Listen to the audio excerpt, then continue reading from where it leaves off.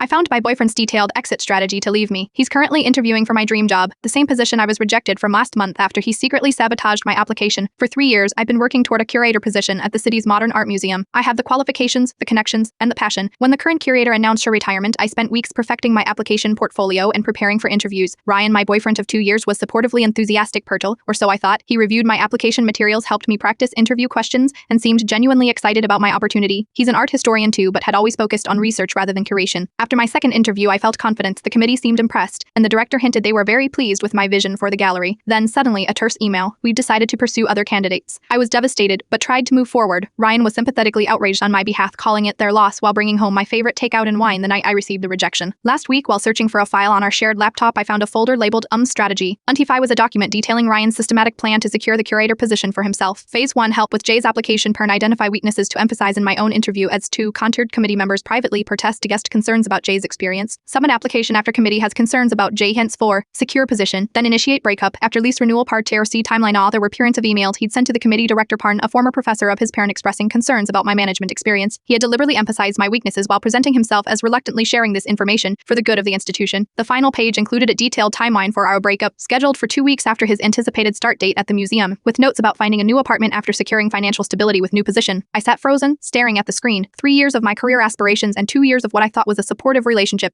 all methodically undermined by the person who held me while I cried over the rejection. I closed the laptop and went for a long walk. When I returned, Ryan was home, excitedly sharing that he'd been called for a final interview at the museum. He had no idea I'd seen his strategy document. That's amazing, I said, my voice steady. When is it? Thursday at 10, he replied, beaming. I think I really have a shot. You certainly prepared thoroughly, I said. That night I sent emails to every contact I had at the museum, attaching spirit of Ryan's strategy document and his emails to the committee. I copied the University Ethics Board where he's completing his PhD and the Professional Association where he's seeking certification. This morning Ryan received a call canceling his interview. He doesn't know why, and I haven't said a word. I've already signed a lease on a new apartment and will be moved out before he returns from his conference next weekend. Some people plan their success by climbing over others.